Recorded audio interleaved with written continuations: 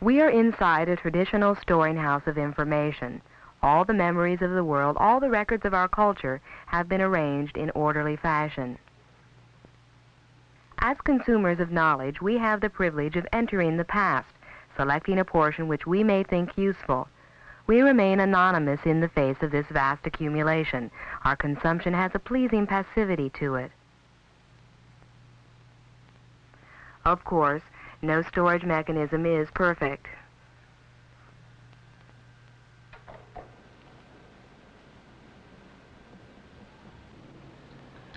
We face a very simple problem, the decline of literacy, which anyone can see in the latest test scores. Students who are ill at ease with language are just plain scared of poetry. They realize it's a particular and specialized form of discourse.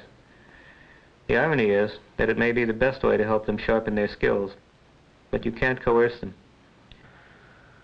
We have other problems of our own, of course. It's not simply the students' problem. We're short on resources and manpower. We cannot give students the individual attention that might help them over this difficult spot. And we also have not been really good at inventing new techniques in the classroom that might make poetry more attractive to the timid student. At Brown, we're trying a new solution using a system developed by a computer scientist, Andy Van Dam, which can take poetic materials and other associated things and store it in a cross-referenced manner which will enable students to have access to a poem itself, to background materials, other poems related, poems from the tradition of poetry, critical materials, things that will help the student to see the poem in a full context and understand it in its roots and its ramifications. Using this system, we hope that we can take some of the fear of poetry out of the student, and also that we can solve some of our own problems of communication and innovation in the classroom, that we'll be able to put students in contact with one another through the system about the poetic materials, and that instructors and students will also achieve a higher level of communication and a greater understanding of the materials involved. In preparing for the computer-based course, the first step is to gather the raw materials, the primary and secondary texts. The instructor selects manuscripts and portions of manuscripts that relate best to the central themes of the course. Then the material is organized, given an initial structure. The poetry course material is broken into 12 units, each of which concentrates on a particular poem. The students will have 3 sessions with each unit. At the first session, they will view only the poem which is central to the unit. At the second session, they will view material to place the poem in context. This material includes biographical and genre information, other poems by the same poet, and poems by other poets which influenced or have been influenced by the central poem. At the third session, secondary source material will be added. After reading some or all of the material in each session, the student will add his or her comments to the information available at the next session. The instructors and students will all have an opportunity to add comments and questions to evaluate and critique each other's work. Each new arrangement of a text provides the opportunity for something greater than simple transmission. If various texts can be interestingly arranged, juxtaposed, fitted with each other, and played off against each other, the process of reading a text can be made concrete, and the text itself may no longer be isolated, pristine, and inviolate, but manifold and pluralistic. This web of interrelated text is called a hypertext. The computer system we use to create and manipulate hypertext is called FRES. FRES, which is the computer system being used in the poetry course, takes no particular training in order to operate it beyond an ability to type. And we use the keyboard to specify commands to the system which set up questions, insert comments, and browse through the system in a manner to set up dialogues. A dialogue not only with poetry, but also with professors, with other students in the course.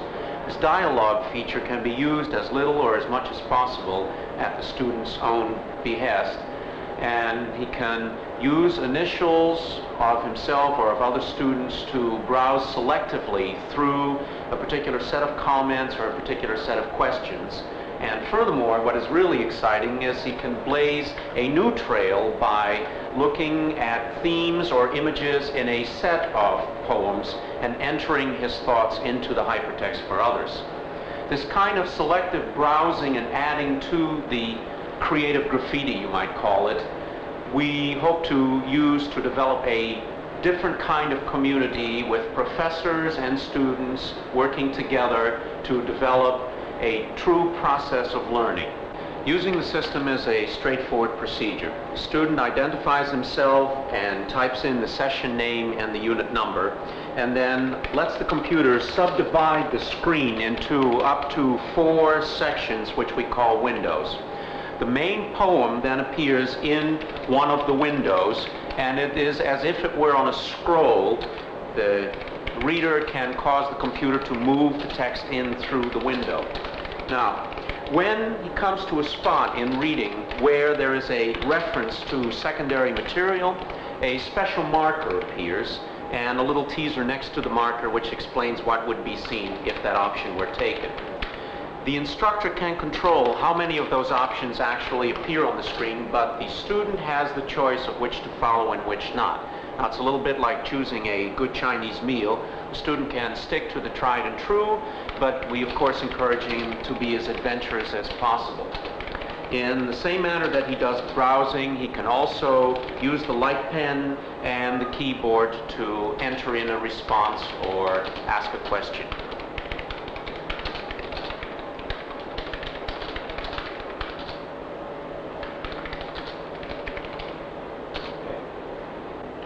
We're aware that some students might actually revel in the gymnastics of a sophisticated writing and retrieval system like this. Now, we don't want to subordinate material to the system, nor is the system merely being used to provide an alternative to a classroom experience.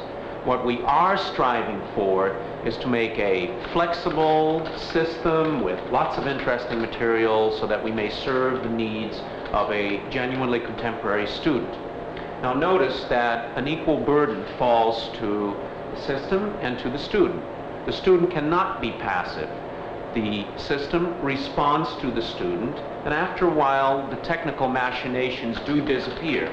But for the system to function, to really function, it needs animating human presence. I don't know how you feel about it, but being an English major or a humanities major of any sort, I guess, I had, some prejudices about using a computer and using all the scientific jargon and all that, I think, though, that the technical aspects of it introduce, it's fun in a lot of ways to do all the little stuff that has no relation to poetry.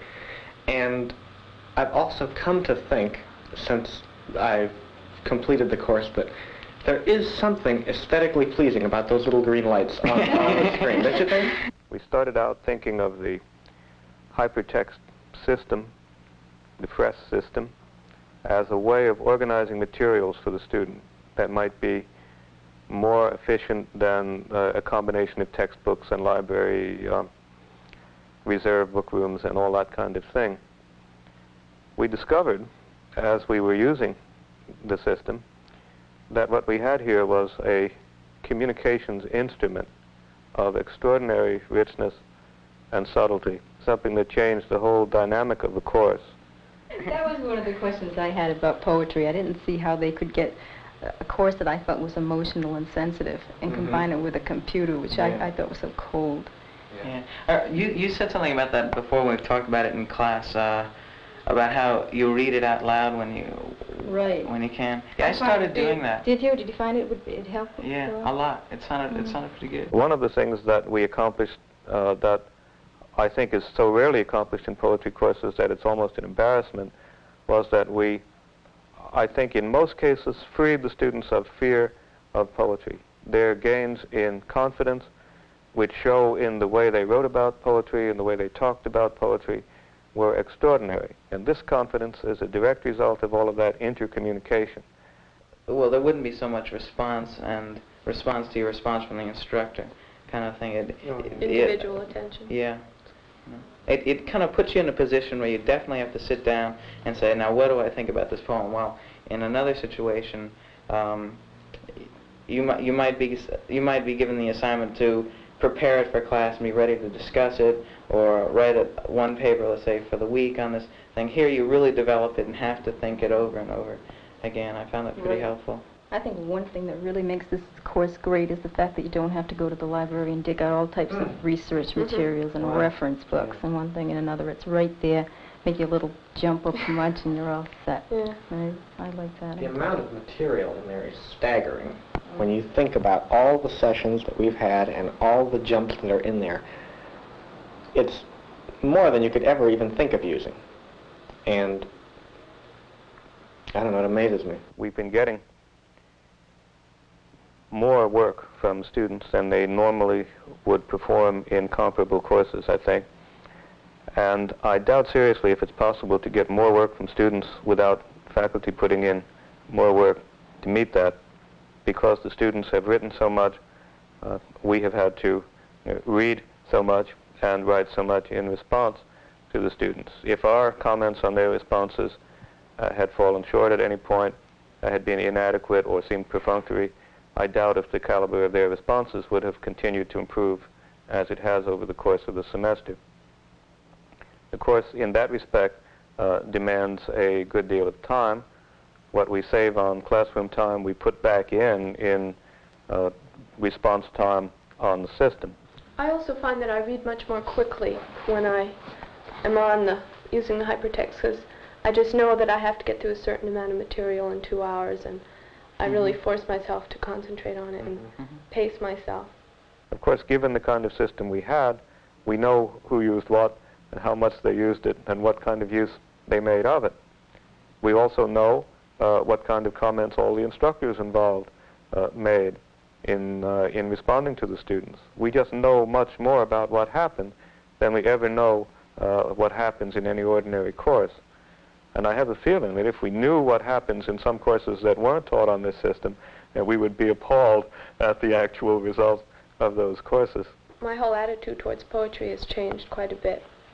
I feel it used to frighten me to look at poetry, and I never knew where to begin, and I always felt it was above my head.